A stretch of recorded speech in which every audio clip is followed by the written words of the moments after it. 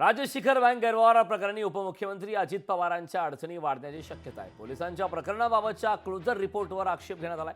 Anna Hazare Manikrao जाधवांचा closure रिपोर्टला आक्षेप आहे। 29 जूनला या प्रकरणाची पुढील सुनावणी होणार आहे। कोट्यावधींच्या शिखर बँक गैरव्यवहाराप्रकरणी उपमुख्यमंत्री अजित पवार यांच्या अडचणी वाढण्याची चिन्हे आहेत। पोलिसांच्या आर्थिक गुन्हे शाखेने दाखल केलेल्या अतिरिक्त क्लोजर रिपोर्टला ज्येष्ठ समाजसेवक अण्णा हजारे व माणिकराव जाधव यांनी आक्षेप घेतला असून याविरोधात सत्र न्यायालयात आव्हान दिले। या प्रकरणी विशेष सत्र न्यायाधीश राहुल रोकडे यांनी अर्जदारांना निषेध याचिका दाखल करण्यास वेळ दिला असून 29 जूनला पुढील सुनावणी होणार आहे। या महाराष्ट्रामध्ये फक्त शिखर बँक घोटाळा झालेला नाही, गेल्या 10 वर्षांमध्ये या राज्यामध्ये आणि देशामध्ये घोटाळे झालेले आहेत।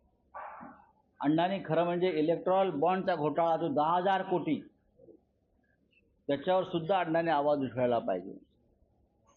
ज्या भ्रष्ट मार्गाने नरेंद्र मोदींनी निवडणुका जिंकल्या त्या देशामध्ये अण्णासाहेबांनी त्याच्यावरती आवाज उठवायला पाहिजे।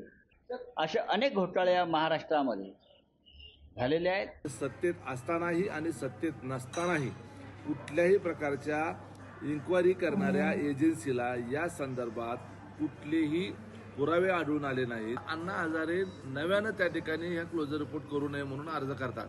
मला समजत नाही की हे सगळे मिळून अजितदादाच्याच का पाठीमागे लागलेले आहेत। त्यांचा बोलवता धनी नेमका कोण आहे? कुणीतरी जे आहे ते ठरवून करत आहे। अंजली दमाने असतील, अण्णा हजारे असतील, मीरा बोरवणकर असतील किंवा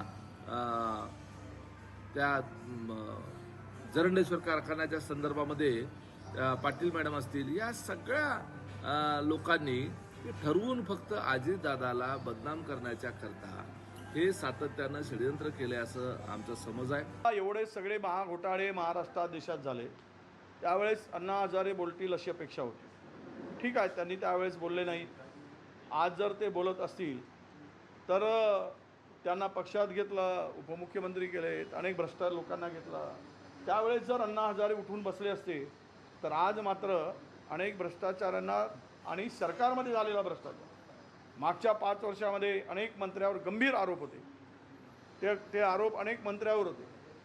भारतीय जनता पक्षातील जवळपास 10 मंत्र्यावर आरोप होते। त्यावेळेस अण्णा हजारे बोलले असते तर कदाचित भ्रष्टाचारांना आळा घालता आला असता। परंतु आज जे बोलले ते त्यामध्ये आम्ही एवढंच म्हणू की अण्णा हजारे आता झोपी गेलेले जागे झाले याचा आनंद आहे।